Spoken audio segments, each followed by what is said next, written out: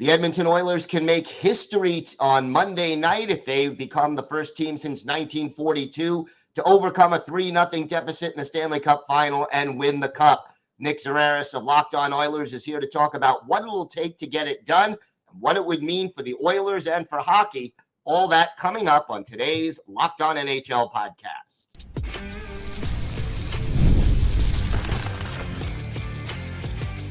You're Locked On NHL, your daily podcast on the National Hockey League. Part of the Locked On Podcast Network, your team every day. Gil Martin here, and welcome everybody to the Monday edition of the Locked On NHL podcast, part of the Locked On Podcast Network, your team every day. I want to thank everyone who makes Locked On NHL your first listen every day. Don't forget to subscribe on YouTube or wherever you get your podcasts so you can get new episodes as soon as they drop. Today's episode is brought to you by FanDuel. Make every moment more. As the playoffs wind down, the sports stop sporting like we want them to. But this summer, FanDuel is hooking up all customers with a boost or a bonus daily. That's right. There's something for everyone every day, all summer long. Visit FanDuel.com/LockedOn to get started. It is great to welcome back to the show the host of Locked On Oilers, Nick Zararis. And Nick, we are this close to seeing history being made, first time in more than 50 years that we could, maybe even close to 70 years, that we have seen a team come back from a 3-0 deficit and win a Stanley Cup. Can the Oilers make NHL history Monday night? This has been a weird series in the sense that the games haven't really blended into each other. There hasn't really been a consistency from one to the next in terms of flow.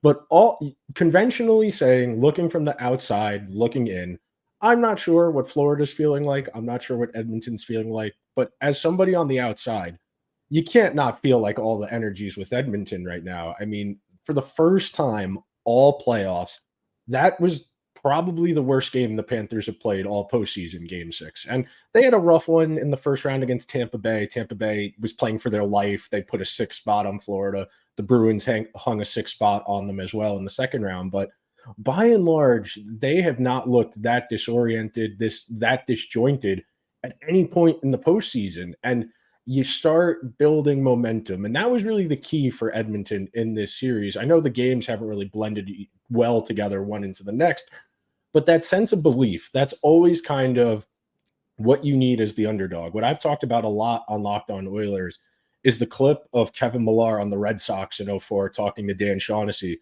where he says, don't let us win tonight, talking about Game 4 against the Yankees in 2004, because Game 5, we got Pedro. Game 6, we got Curt Schilling. And then Game 7, anything can happen in Game 7. Edmonton, don't let us win tonight. We got McDavid. We got Draisaitl. Anything can happen in Game 7. And that's how you have to feel if you're an Oilers fan right now. How important was having that Panthers goal overturned when it was 2-0 Edmonton in Game 6? And I mean, that just seemed to take the wind out of the sails of the Florida Panthers and got them off their game.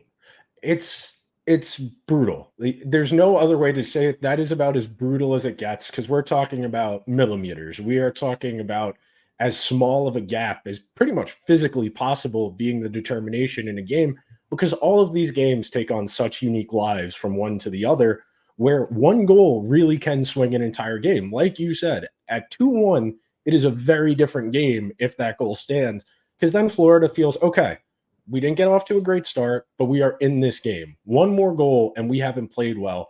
That's what starts to become dangerous when you're playing from behind, you're a little more desperate. You get a little bit of belief. And I know it's ironic to talk about that from the Florida perspective, but they get that one goal. That's a vastly different game, because Edmonton got going in transition.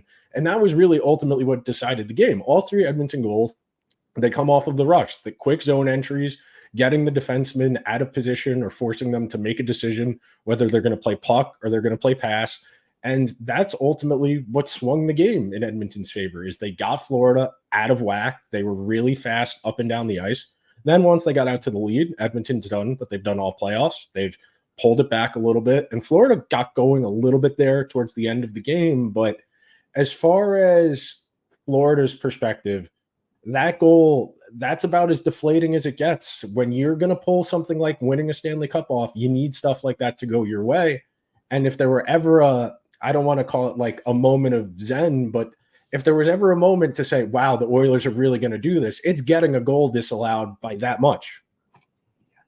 What, in your mind, has been the biggest difference between games 1, 2, and 3 and the last 3 games that we've seen? Florida's disjointed. We talked a lot after game 3 about how Edmonton just couldn't get anything going. They were playing from behind. It's really hard to play from behind as a rush-based offense because you typically game the zone really quickly, and you only really get one scoring chance off of that most of the time. And that allows the other team to regroup, get possession, break out, go the other way. Now, Florida's a little bit more, they're a little more, not risky. I'm trying to think of the word I want to use. They're a little more risk averse, where they're playing a little more flat-footed. They're pinching a little bit because they've been chasing. That's the other thing. Edmonton's gotten out to leads. You go back and you think about game 1, Florida wins 3-0. Game 2, ugly rock fight, not a lot of scoring chances back and forth. Game 3, Edmonton gets their butts kicked. The subsequent 3 games, Edmonton gets out to a lead, forces Florida to start pinching a little bit more, and then Edmonton gets going in transition. That's kind of been the key, is Edmonton using their speed. And it's not just McDavid. It's Ryan McLeod. It's Dylan Holloway. It's Zach Hyman. It's Draisaitl. Getting those guys going in transition has been imperative to turning this series around, because the first 3 games, Florida turned this series very ugly. It was cycle, high to low, point shots, deflections, rebounds, and outworking Edmonton, especially down low around the net. These last 3 games, that hasn't been the case. No question. So based on what you just said, how important will the first goal of game 7 be? Oh, it's funny you bring this up. I was talking about this on my ride out here. I was talking about game 7 between the Bruins and the Blues in 2019, where the Blues scored first and all the air comes out of the building. As the road team going into Boston in 2019, sucked the life out of it. It was as loud as a jet engine during the national anthem, but that first Blues goal just entirely sucked the life out of it. I imagine there will be a lot of people who are making this journey because this is a once in a lifetime opportunity as an Edmonton fan, but that crowd, if Edmonton scores first, it's going to sound like a library. You cannot manufacture your way around that type of anxiety. One of my friends came up with the idea of post-ticket clarity, where I spent how much for this ticket sitting down at the game, and it's, oh, that's right, I spent $700 to be here tonight, and my team is down 1-0, and I'm just sitting there on my hands for the next 2 hours. I don't want to get loud. I don't want to be excited. I am miserable. Yeah, that is a definite difference maker as far as the atmosphere is concerned at the arena. Talk to me about Stuart Skinner. What has he meant to this team? Going into the series, obviously, most experts thought that Bobrovsky would give Florida an edge in goal. What has Skinner meant to the Oilers? It's part of what we were talking about before, about them scoring first. Skinner is so much better when he has a little bit of room for error. And Edmonton's defense at large plays a lot better when they're playing with a lead, because their decisions don't have to be as crisp. They have a little bit more leeway. And of course, you always want to make the right play, but you're going to be a little more tight. You're going to be a little more stressed out. And that's the thing with Skinner. When he's in his own head, he can't stop a beach ball. But because he hasn't had a ton of pressure on him in these situations where it's 3-goal lead, 4-goal lead, it's okay if he gives up a goal. He doesn't have to be perfect, and he's not sulking his shoulders after the goal against. It's okay, it happens.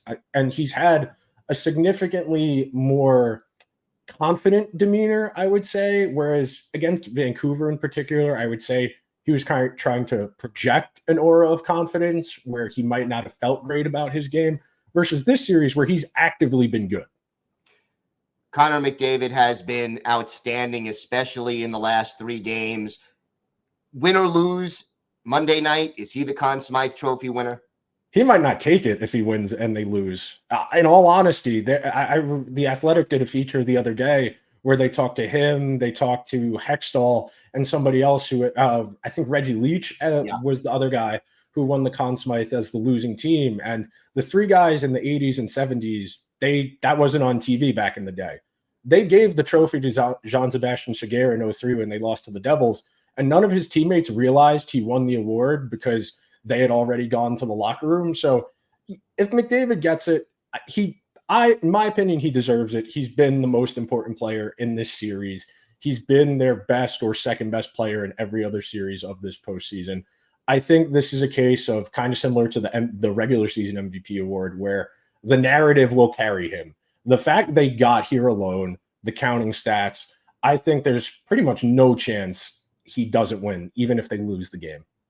All right, it'll be interesting to see if he does make history in that way, or if the Oilers make history by coming back and winning the Cup. Nick, why don't you tell our viewers and our listeners where they could find the podcast and where they could find you on social media? Thank you so much. Over on any of the major podcasting platforms, we're over on YouTube as well every day. On Twitter at Nick Zararis, Nick Zararis. Thank you so much for having me, Gil. Thanks, Nick.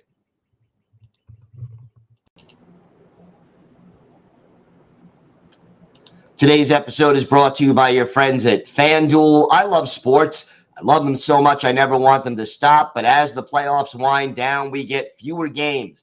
And the sports aren't sportsing like I want them to. But FanDuel lets me keep the sports going whenever I want. All I have to do is open the app and dream up bets anytime I'm in the mood.